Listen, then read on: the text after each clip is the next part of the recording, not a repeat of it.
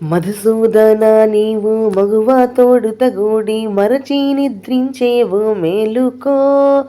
ఉదయార్క బింబము ఉదయించు వేళాయే వనరుహలోచన మేలుకో. కృష్ణ మేలుకో. ఎంత అందంగా ఉందండి.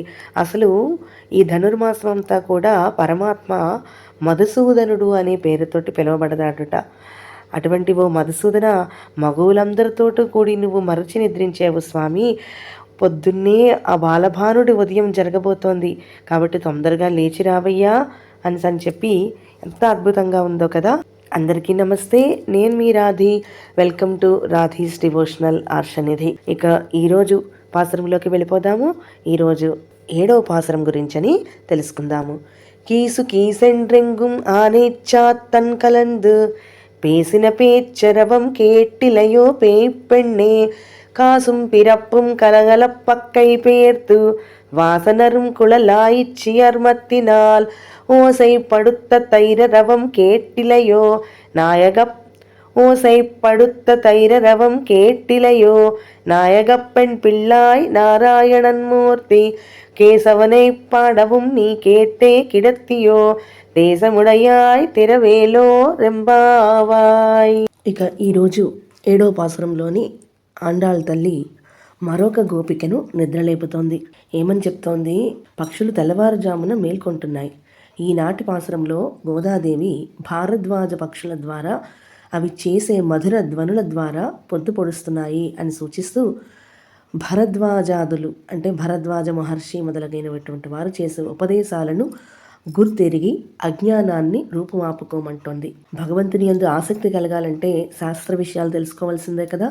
కాబట్టి వీటిని తెలుసుకొని భగవంతుని యందు ప్రీతి కలగడానికి నిత్యకృత్యాలు ఏవి కూడా ఆటంకాలు కావు అని మేలుకొని తలుపు తీసి మాతో వ్రతం చేయుటకు రామ్మా అని పిలుస్తోంది. మామూలుగా వ్రతాలు నియమాలు అనేటటువంటి జ్ఞానము కేవలం మనుష్యులకు మాత్రమే ఉంటుంది. అటువంటి జ్ఞానము లేనటువంటి పక్షులే తెల్లవారుజామున మేల్కొని మాట్లాడుకుంటూ ఆకాశంలోనికి ఎగిరిపోతున్నాయి. ఆ పక్షులకు అసలు ఏమీ జ్ఞానము లేదు అనుకుంటాం కదా. అటువంటి అజ్ఞానులలాగా కనిపిస్తున్నటువంటి ఆ పక్షులు బ్రహ్మజ్ఞానులకు సంకేతాలు. ఈ పక్షులే కదా బ్రాహ్మీ ముహూర్తంలో లేస్తూ ఉంటాయి. ఎప్పుడు కూడాను బ్రాహ్మీ ముహూర్తంలో లేచి బ్రహ్మ పదార్థాన్ని గురించి మాత్రమే ఆలోచిస్తూ ఉంటాయి. అంటే భగవంతుని ఆరాధించే సమయం ఆసన్నమైనది, ఆ భగవన్నామ చింతనే మనకు పరమాహారము అని దానిని గురించి ధ్వని రూపంగా చెప్తూ పక్షులు తెల్లవారుజామునే మేల్కొంటున్నాయి. మరి మానవ మాత్రలో మనం ఏం చేస్తున్నాము? ఆ పక్షుల ద్వారా ఎప్పుడు మేల్కోవాలో తెలుసుకోవాలి అని చెప్పేసి దీని యొక్క సంకేతం.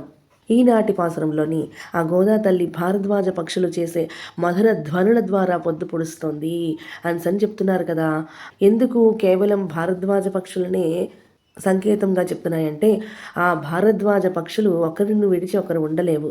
కాబట్టి ఇవి మనము పగలు ఆహారం కోసం అని చెప్పి విడిపోతాం కదా అని చెప్పి తెల్లవారుజామునే కలుసుకొని అన్ని వైపులా ఏమేమి మాట్లాడుకోవాలో అన్నీ మాట్లాడేసుకుంటూ ఉంటాయన్నమాట.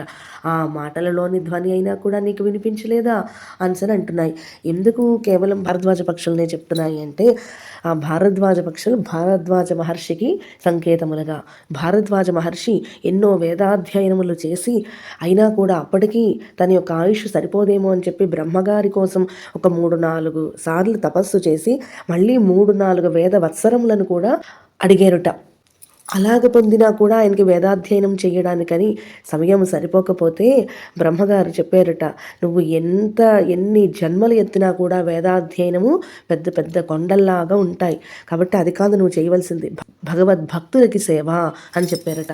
భగవద్భక్తులకి నువ్వు ఎప్పుడైతే సేవ చేస్తూ ఉంటావో అదే నీ జీవితానికి గమ్యం అని చెప్తే అప్పటి నుంచి భారద్వాజ మహర్షి భగవద్భక్తులైనటువంటి వారిని పరీక్షించి వారికి సేవ చేస్తూ ఉన్నారు. అటువంటి భారద్వాజ మహర్షితోటి ఈ భారద్వాజ పక్షులని పోల్చారు. గోకులంలోని గోపికలకు నిత్యకర్మ పెరుగులు చిలకడం, అది వారు భగవద్ ఆరాధనగా వారు భావించి చేసేవారు. దానికి వారు స్నానమాచరించి చక్కగా కురులలోని పువ్వులను ధరించి ఇవన్నీ భగవత్ సేవ అని భావిస్తూ కూడా చేసేవారు. అక్కడి గోవులన్నీ కూడా కృష్ణుడి యొక్క కరస్పర్శ చేత పెరిగినవి కావటంచే అవి ఇచ్చే పాలు చాలా చిక్కగా ఉండేవన్నమాట. దానివలన ఆ పెరుగు ఇంకా చిక్కగా ఉండేది. వీళ్ళకి పెరుగు చిలకడం చాలా కష్టంగా ఉండేది. ఇంక వాళ్ళు కృష్ణనామస్మరణ చేస్తూ ఆ పెరుగుని చిలికేవాళ్ళు. వాళ్ళు పాలు కాచిన, పెరుగు చిలికిన, వెన్న దాచిన అన్నీ కూడా కృష్ణుడి కోసమే కదా!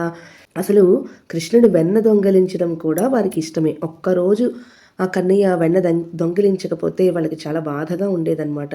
ఇలాగా గోపికలు వెన్న చిలుకుతూ ఉంటే ఆ దేహంపై ఉండే ఆభరణాలు గలగలా శబ్దం చేస్తున్నాయి. గోపికల జడల్లోని పుష్పాలంతా కూడా ఆ రేపల్లె అంతటా పరిమళాన్ని విరజిమ్ముతున్నాయి. ఆ కవ్వంతో పెరుగు చిలికే శబ్దమైనా కూడా నీకు వినిపించలేదా తల్లి?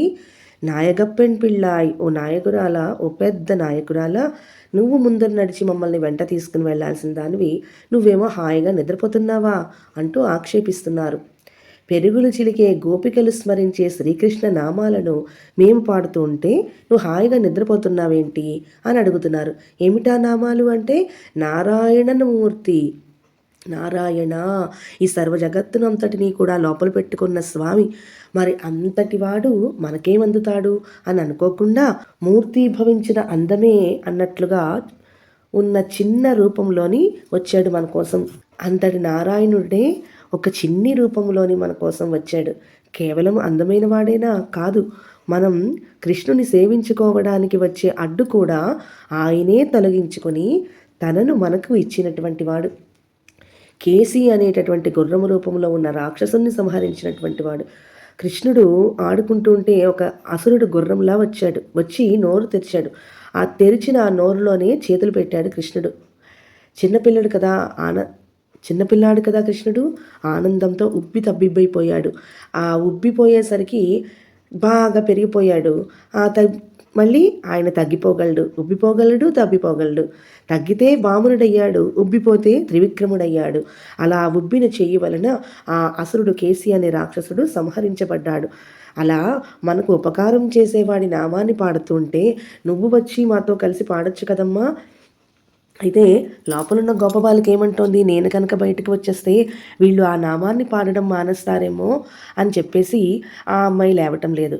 కానీ ఆమె లోపల నుండి భగవద్ నామస్మరణ చేయడం వలన ఆమెలో ఒక తేజస్సు వాళ్ళకి కనిపించింది, బయట ఉన్న వాళ్ళకి.